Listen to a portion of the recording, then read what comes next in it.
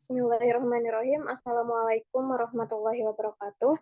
Perkenalkan, saya dari kelompok 4. Di sini saya akan menjelaskan mengenai kasus Apple versus review menurut hukum perdata internasional. Yang beranggota kelompok, di sini ada Liga Ramadhani, terus Muhammad Rifki, Firza Aditya Gunawan, dan saya sendiri, Selvi Apriliani, serta Muhammad Fauzi. Langsung saja ya, di sini yang pertama akan menjelaskan presentasi adalah Teh-Ligar. Kepada Teh-Ligar dipersilahkan. Baik, jadi merek merupakan bagian dari hak kekayaan intelektual sebagai bagian dari hak kekayaan industri. Hak tersebut merupakan harta kekayaan tak berwujud atau intangible, aset yang memiliki nilai tetapi bendanya tak berwujud karena berupa hak kepemilikan yang tidak bisa diraba.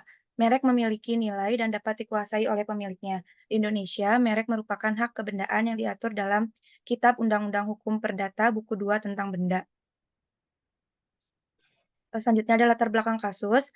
Apple telah membeli hak global atas iPad dari afiliasi ProView di Taiwan seharga $55.000. Namun, perusahaan Tiongkok tersebut berpendapat bahwa afiliasinya tidak memiliki hak untuk menjual hak nama iPad untuk Tiongkok, yang merupakan salah satu pasar dengan pertumbuhan tercepat untuk produk Apple.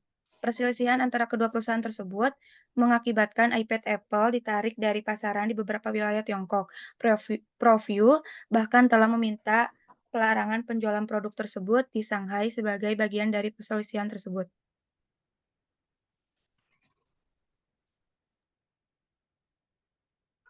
Baik, selanjutnya yaitu adalah proses penyelesaian sengketa.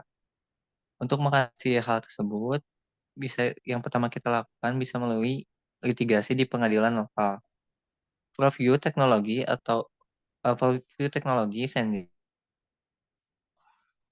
pada akhirnya memenangkan keputusan di Pengadilan Tinggi Guangdong pada tahun 2012.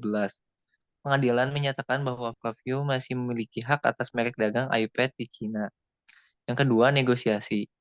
Sebagai upaya penyelesaian Apple dan ProView terlibat dalam proses negosiasi untuk mencapai kesepakatan yang saling menguntungkan. Negosiasi dilakukan setelah keputusan pengadilan untuk menyelesaikan sengketa di luar pengadilan.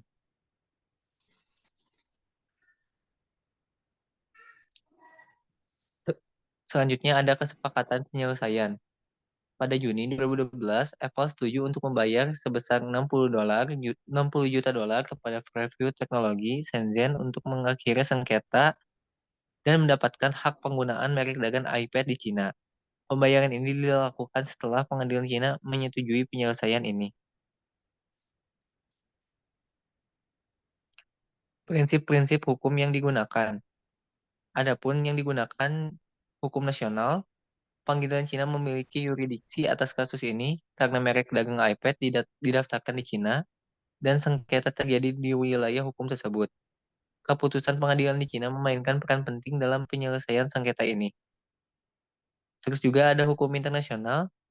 Meskipun tidak ada arbitrase internasional yang formal, prinsip-prinsip hukum internasional tentang pengakuan dan pelaksanaan keputusan pengadilan asing dapat menjadi relevan jika salah satu pihak mencoba untuk menegakkan keputusan di yurisdiksi lain.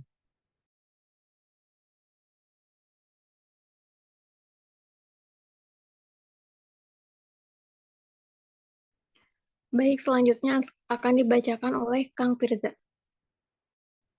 Oke, baik. Yang selanjutnya ada penyelesaian akhir. Penyelesaian akhir dicapai melalui kombinasi litigasi di pengadilan lokal, negosiasi, dan mediasi. Pembayaran kompensasi sebesar $60 juta oleh Apple memungkinkan perusahaan tersebut untuk melanjutkan penggunaan nama iPad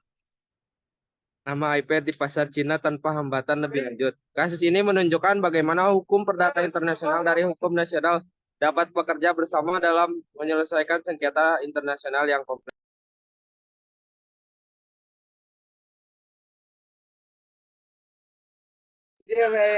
Pembelajaran dari kasus Apple versus ProView, sengketa lintas batas.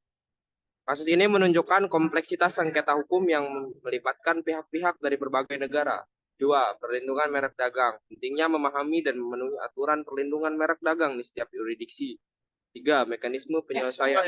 Kombinasi litigasi, negosiasi, dan mediasi dapat menjadi strategis efektif dalam penyelesaian sengketa.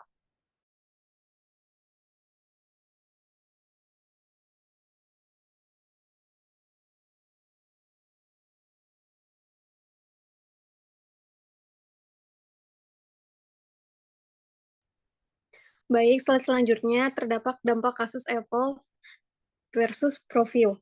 Di sini pembelajaran bisnis merupakan kasus ini memberikan pelajaran berharga bagi perusahaan.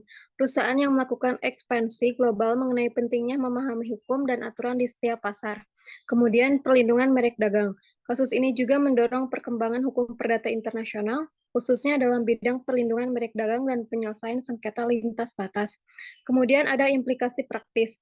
Penyelesaian kasus ini dengan pembayaran 60 juta menjadi pertimbangan penting bagi perusahaan-perusahaan dalam menentukan strategi bisnis dan menjamin risiko.